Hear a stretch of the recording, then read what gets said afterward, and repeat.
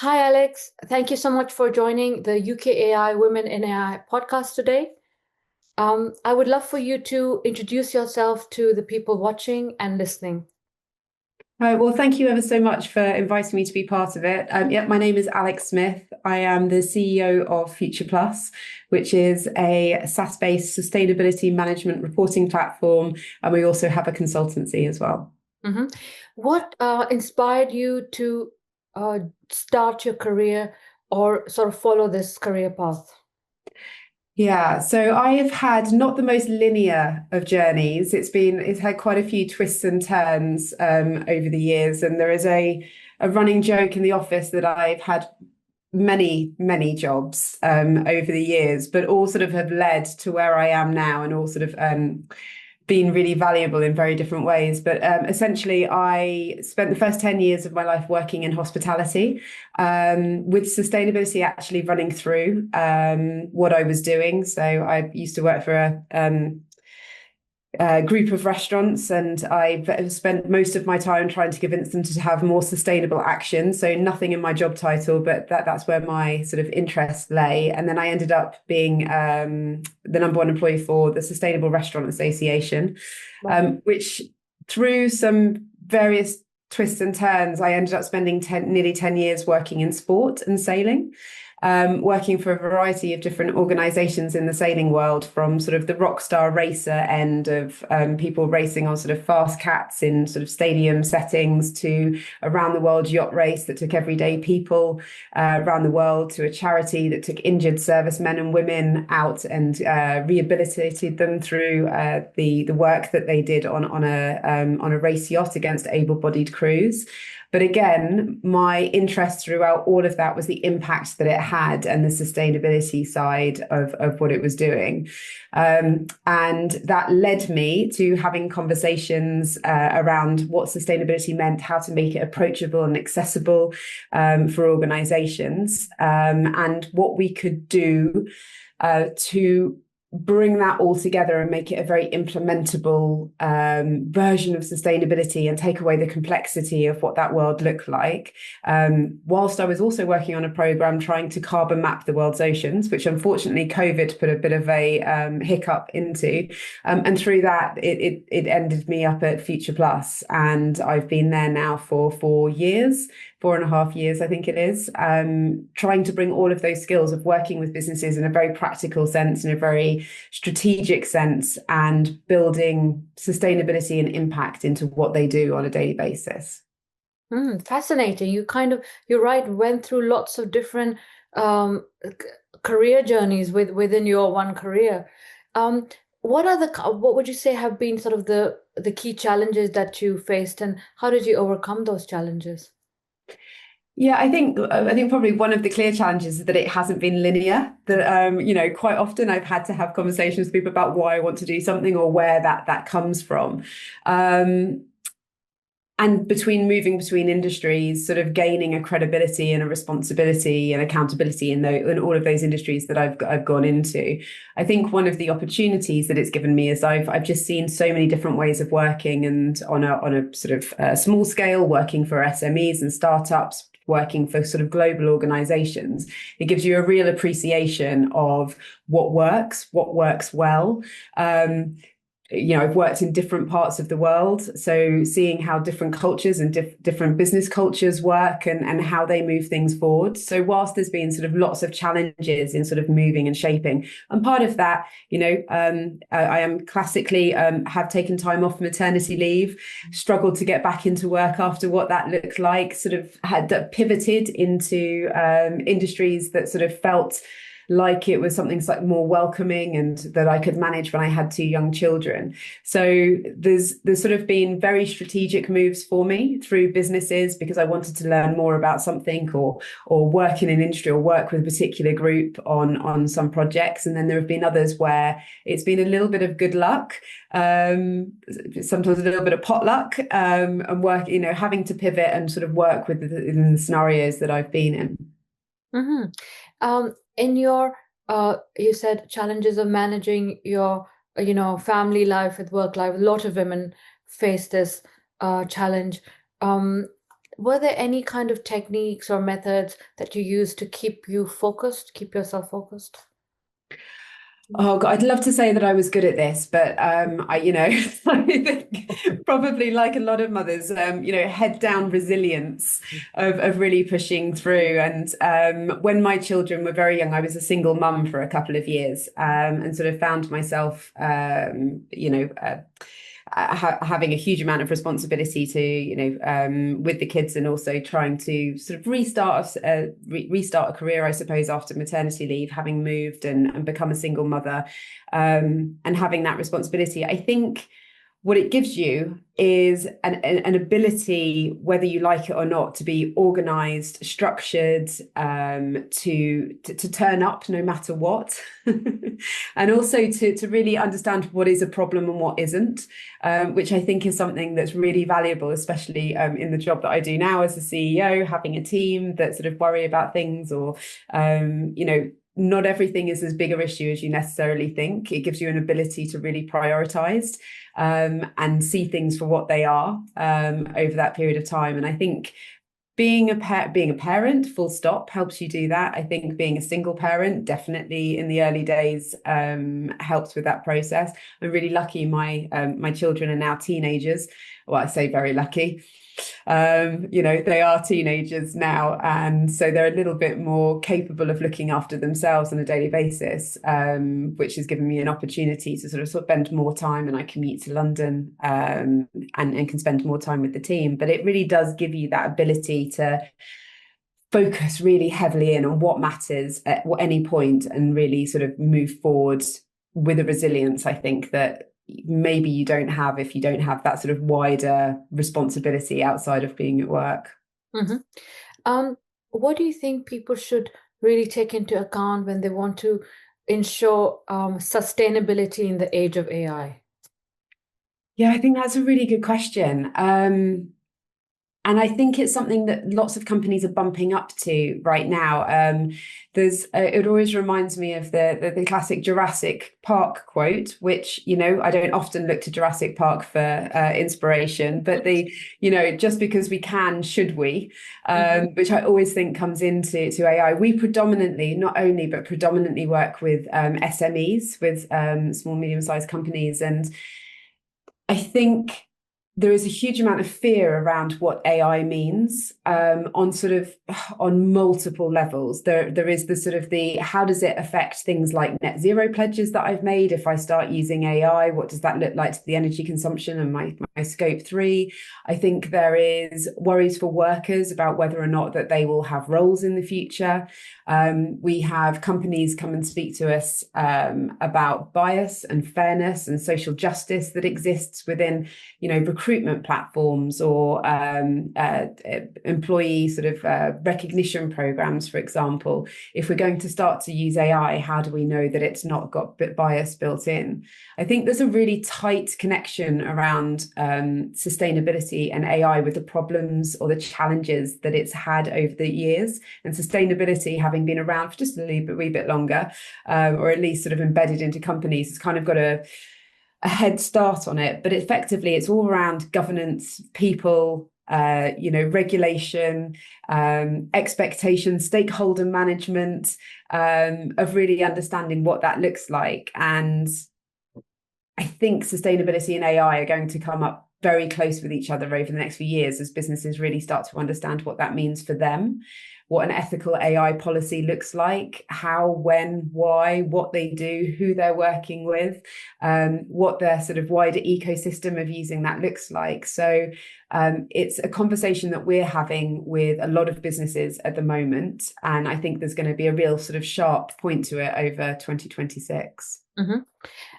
What advice would you offer to people who want to follow in your footsteps? Probably take a more linear route. But I would say that working with curiosity is really, really important. And I think it's often a really underserved or unrecognized quality for people, and especially in the age of AI, as it comes into businesses. I think, you know, that humanist side of me, that sort of having curiosity and having the ability to be interdisciplinary sort of traits in what you're doing, whether it be in sustainability or AI. I think, you know, understanding governance, finance, technology, understanding how businesses work, how, you know, all of those things are really, really important. And whilst sort of having a real solid focus, I think as we sort of go through the next few years, having the ability to be curious and want to learn and understand about multiple parts of how businesses work and the effect that they have will only be beneficial. So yeah, it's the key thing that I sort of, whenever I'm talking to sort of, we've got quite a young team that work with us, as you can imagine, sort of coming out of university, completing masters and coming into sustainability and coming into sort of, you know, while we're startup, we work with a lot of corporates. And the one thing I always say is stay curious, remain curious all of the time, because it will always lead to something more interesting. And being able to have that critical thinking, why am I thinking this? What is it doing? What is the impact that it's having? Where am I going with it? I think is going to remain as, you know, a sort of a luxury in businesses and something that's incredibly important. Mm-hmm. Are there some interesting projects that you're currently working on, or future projects that you'd like to share?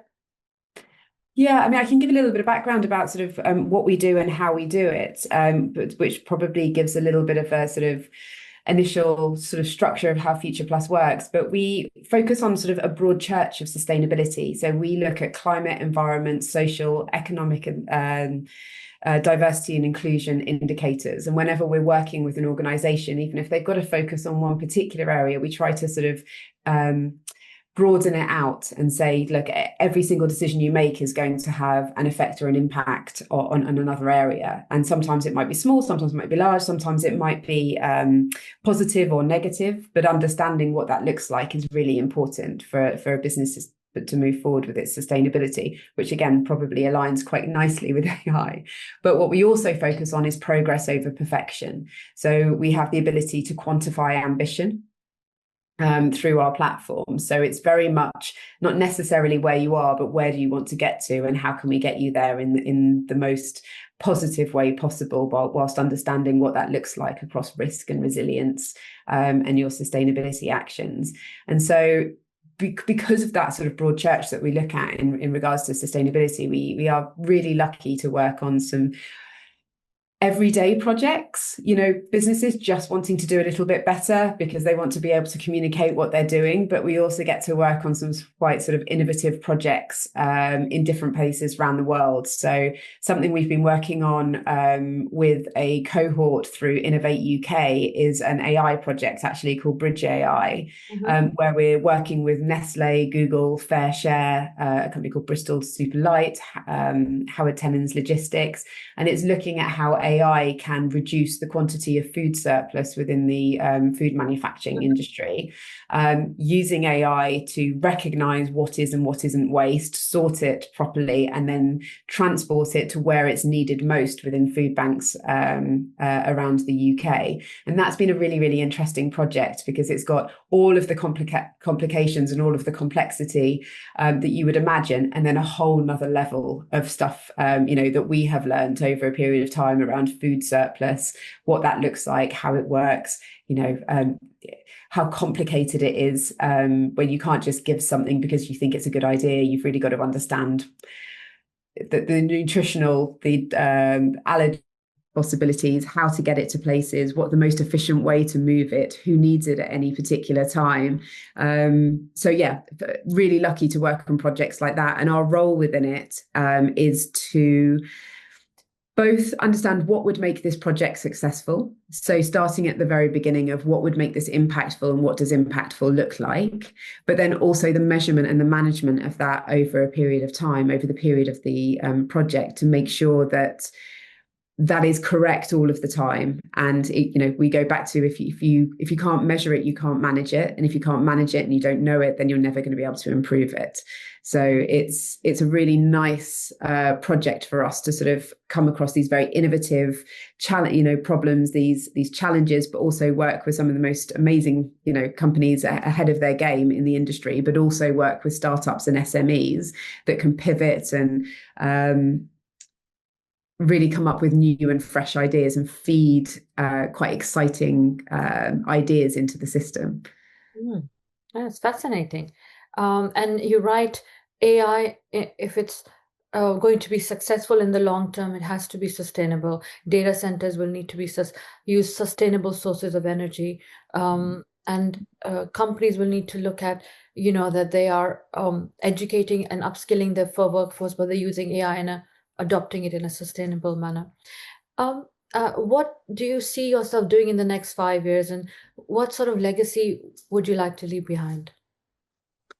Oh, in the next 5 years. So our focus at the moment is sort of bifold, I suppose, in as much as we really want to improve the platform, and using AI as part of the platform is a really important part of that, and that's a big project for us in 2026.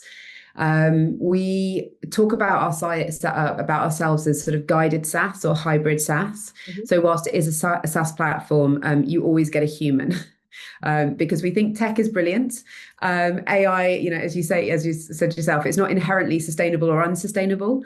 It's what you do with it and what the impacts of that are. So we're looking at really interesting ways that we can continue to increase the accessibility and approachability of sustainability for businesses, because we want it to make as easy as possible for them to make the right decisions based on where they are at any point in time. And if we can remove barriers and remove hurdles around admin and burden and knowledge and education and feed that in faster, then that's going to be really important for us. And part of our impact that we're looking over sort of the next 5 years is not just what we do, but what we can feed into the businesses that we work with. And we're really lucky. We work with sort of hundreds of businesses across the globe, in 17 countries, 30 different sectors.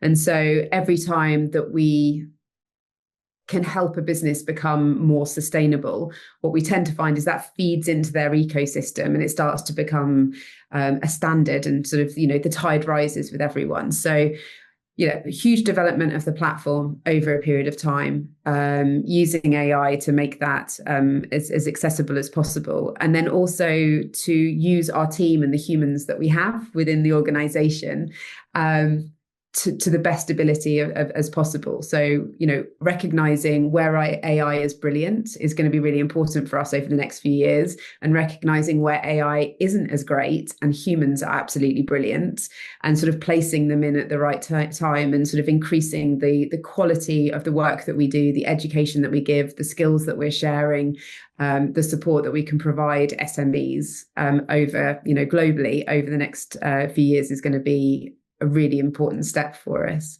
Mm-hmm. How can people get in touch with you if they want to learn more about your work? Probably the best place is LinkedIn. That we have a website, so www.future-plus.co.uk, where there's a whole host of information. We are very active on LinkedIn. So if you do follow us, I apologize profusely if we fill your sort of LinkedIn feed. But there's myself, our COO, Polly Milne, and who posts a lot. And then we've also got our Future Plus page. And that's a really good place to sort of just see the kind of work we're doing. It's very conversational. We try to engage with people as much as possible and have and sort of ask people questions and have feedback. And we're always really keen to have any conversations. And that's what always seems a pretty good place to start them. Mm-hmm. Is there anything else you'd like to share with people watching or listening? I think, going back to that conversation around AI isn't being sustainable or not sustainable, but I think what we're really encouraging people to do around sustainability is to embed sustainable decision making into every facet of a business, and that's what a lot of our processes are around. in order to make change in businesses, you need to get people to do things differently. And in order to get them to do things differently, you need to give them an education and knowledge of why they're doing and the impact that it has. So we spend an awful lot of our time trying to get people across multiple disciplines in multiple businesses to understand, what is the decision I'm making? What does it mean? And I think, and away from that concept of sustainability as this side project that costs money, or you have to invest in and you do once and it's a thing and then you box it up and put it in a report and never speak of it again. And I think over the next sort of few years that, as I say, we're going to see sustainability and AI sort of consistently bumping up against each other. And I think a lot of the lessons that we've learned in sustainability over the last sort of 10, 15, 20 years can be implemented into how AI is put into businesses around that decision making. Should I be doing this just because I can? What does it mean? How does it work? What impact does it have? What should I be measuring? How should I be managing this? How should I be looking after the tech and the humans within the entire ecosystem? So yeah, I think it'll be an interesting conversation, but definitely something that we are keen to be part of moving forward.